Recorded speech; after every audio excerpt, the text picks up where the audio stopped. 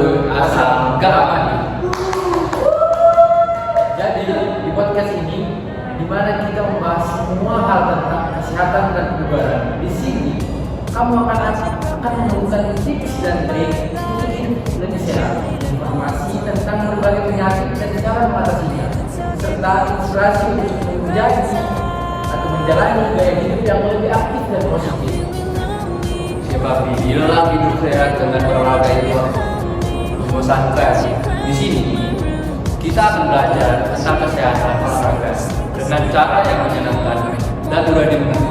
Jadi siapkan diri untuk memulai petualangan menuju hidup yang lebih sehat dan juga sehat. Di episode kali ini kita akan membahas mengenai nutrition aspect of post exercise recovery and mental fitness. Penasaran? Dengarkan terus podcast ini sampai akhir. Halo sobat olahraga, bagaimana kabarmu hari ini? Semoga kita semua selalu dalam keadaan sehat dan bugar ya. Kesehatan adalah harta yang paling berharga. Oleh karena kita harus berolahraga dengan tepat dan baik serta mengonsumsi asupan makanan yang sesuai untuk menjaga kesehatan tubuh kita sendiri. Di podcast Sobat Olahraga ini, kita akan membantu kalian semua untuk mencapai kesehatan yang maksimal dengan cara berolahraga dan juga mengonsumsi asupan-asupan makanan yang sesuai. Di sini kamu akan menemukan berbagai informasi dan tips yang bisa kamu terapkan dalam berolahraga. Kita akan membahas mengenai berolahraga dengan risiko cedera yang minim dan masih banyak lagi.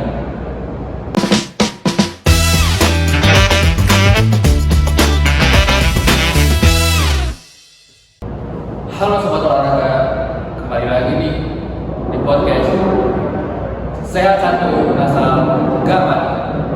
Berhubungan dengan tema yang akan kita bahas pada kali ini, di samping aku sudah ada dua tamu yang spesial yang akan sharing-sharing ilmu dan tips-tips pada kita semua nih guys. Baiklah, tanpa basa-basi, mari kita sambut Mas Aini yang mandi dan Mbak Rumi Dara Putri.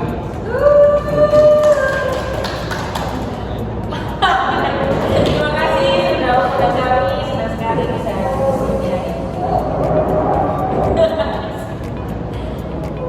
Betul sekali. Terima kasih banyak untuk Mas Haikal dan Mas Raza yang sudah mengundang kami di acara podcast pada kesempatan ini. Semoga dengan kehadiran kami berdua bisa bermanfaat bagi para penonton dan tentunya kita sendiri. Senang sekali bisa berbincang dengan kalian berdua. Aku yakin pendengar semua tidak sabar untuk mendengar cerita dan pengalaman seru kalian mengenai olahraga. Sebelum memulai, bolehkah saya bertanya sedikit tentang kegiatan Mas dan Mbak sehari-hari? Gimana sih aktivitas sehari-hari Mas Dika dan Mbak Ruby dalam menunjang kesehatan kalian berdua? Apakah berolahraga setiap hari atau makan buah-buahan terus atau bagaimana? Mungkin Mbak Ruri mau menjawab dulu. Mas Dika aja dulu monggo. Untuk saat ini selain berkuliah, saya juga rutin berolahraga agar dan untuk menjaga agar kebugaran tubuh saya tetap fit dan maksimal. Untuk waktunya itu saya biasanya kan kuliah kan biasanya pagi sampai sore kan. Kalau sampai sore kan tidak terlalu sering. Nah, kalau ada waktu luang itu setiap sore itu saya kadang berolahraga bulu tangkis, jogging dan lainnya yang bisa saya ambil untuk tetap menjaga kebugaran tubuh.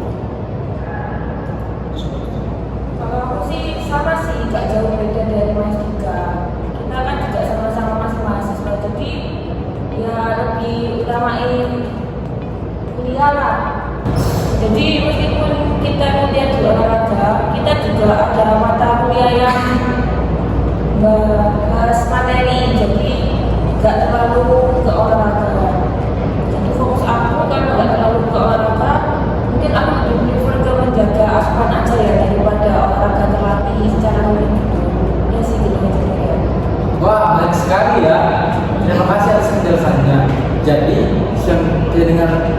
Mas Dika dan Mbak Luli.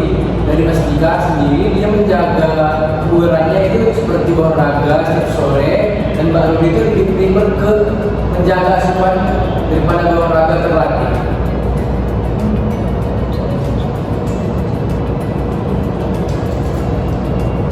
Baiklah, sekarang mari kita masuk ke topik utama. Hari ini kita akan membahas mengenai introduction aspect of post-exercise recovery by gender difference. Baru menurut Anda, apa yang paling penting untuk diketahui orang tentang topik kita pada kali ini? Oke, sebelum aku membahas topik kita ini, nutrition aspect of post-exercise recovery and gender difference, atau biasanya kita sebut aspek nutrisi kemudian pasca latihan dengan adanya perbedaan gender ini lebih dalam. Aku mungkin mau tanya dulu ke Mas Haikal atau Mas Raza deh, siapa tuh, terserah yang mau jawab. Jadi menurut kalian ini pandangan kalian mengenai konsep nutrisi ini apa sih? Nutrisi ya. Nutrisi yaitu istilah yang mengacu pada zat-zat yang terkandung dalam makanan atau suplemen yang dibutuhkan oleh tubuh untuk kelangsungan hidup dan juga pemeliharaan pada kesehatan itu sendiri. Oke, benar sekali. Jadi nutrisi ini yang masuk dalam tubuh kita memang merupakan hal yang sangat penting untuk kita perhatikan. Kenapa? Hal ini karena nutrisi bagaikan bahan bakar bagi tubuh kita. Sama kayak mesin ya, yang membutuhkan bahan bakar yang tepat untuk bekerja dengan optimal. Kita pun membutuhkan nutrisi yang seimbang dan cukup untuk menjalankan berbagai fungsinya dengan baik. Jadi kalau kita berlebihan untuk mematokkan nutrisi itu dalam tubuh kita, itu juga gak baik juga. Jadi harus optimal lah, seimbang, jangan berlebihan, jangan kurang. Terus juga untuk memenuhi kebutuhan nutrisi kita dapat mengonsumsi makanan yang beragam dari berbagai kelompok seperti sayur-sayuran, buah-buahan, protein, karbohidrat, kompleks, bahkan lemak pun ada kandungannya yang lemak sehat ya. Kan ada lemak jenuh itu gak baik, tapi yang sehat itu ada. Jadi pinter-pinter lah itulah. Terus tetapi harus ada batasan buat mengonsumsi makanan itu. Misal kalau konsumsi makanan manis, terus minuman yang beralkohol itu jangan deh, kalau bisa dihindari, jangan diminum gitu, jangan dimakan. Ganti aja ke makanan yang sehat, misal kayak yogurt ini kan bisa kan, makanan ala-ala dari buah-buahan atau sayur-sayuran itu juga penting untuk nutrisi yang sehat. Wah, jadi pemeliharaan kesehatan dengan memperhatikan asupan nutrisi merupakan investasi jangka panjang yang penting untuk hidup yang lebih sehat dan bahagia nih teman-teman. Jadi saya punya pertanyaan untuk narasumber Mas Dika dan Mbak Luli. Dalam aspek nutrisi, dalam pemulihan pasca latihan, apakah kebutuhan kalori pria dan wanita sama banyaknya? Mungkin saya bisa menjawabnya. Menurut dari sumber atau laman jurnal yang telah saya pelajari dan baca, itu kayaknya tidak, karena kebutuhan kalori pria dan wanita itu tidak sama. Biasanya kebutuhan kalori pria itu lebih tinggi daripada wanita karena perbedaan dalam komposisi tubuh, massa otot, dan tingkat metabolisme basal. Namun perbedaan ini itu tidak berarti bahwa semua pria membutuhkan lebih banyak kalori daripada semua wanita. Kebutuhan kalori juga bisa dipengaruhi oleh faktor-faktor individu seperti tingkat aktivitas fisik, usia, tinggi, dan berat badan. Sebagai contoh kayak seorang wanita yang sangat aktif dengan massa otot yang tinggi mungkin memiliki kebutuhan kalori yang sama dengan atau bahkan lebih tinggi daripada seorang pria yang kurang aktif. Oh, jadi begitu ya, termasuk kalori yang dikonsumsi oleh pria lebih banyak daripada wanita. Ya, pastikan. Oh iya, aku ada pertanyaan lagi nih buat Mas Dika dan Mbak Luli. Pertanyaannya yaitu, apakah maka ada perbedaan signifikan dalam proses pemulihan pasca latihan antara pria dan wanita terkait dengan konsumsi tersebut. Pastinya ada ya teman-teman, tapi mungkin nggak terlalu signifikan banget ya. Contohnya pada konsumsi protein yang kita konsumsi.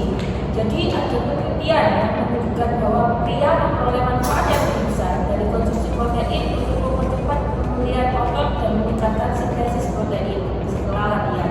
Sementara untuk wanita memerlukan jumlah protein yang relatif lebih rendah dibandingkan pria untuk mencapai efek pemulihan yang serupa. Hal ini disebabkan oleh perbedaan komposisi tubuh dan hormon.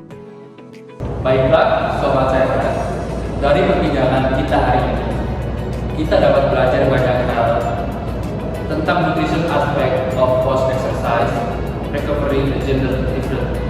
Terima kasih banyak kepada Mas Dika dan juga Pak Ruli atas pengetahuan dan pengalamannya yang telah dibagikan kepada kita. Sama-sama, dan kami berdua juga sangat senang sekali telah diundang ke acara podcast ini, yang acaranya itu sangat bermanfaat bagi kami dan juga semoga apa yang kita sampaikan bisa bermanfaat bagi kita semua. Terima kasih Mas. Sekali lagi terima kasih kepada Mas Dika dan Mbak Ruli dan juga kepada para pendengar setiap podcast Anak Olahraga. Sampai jumpa di episode selanjutnya ya. Bye.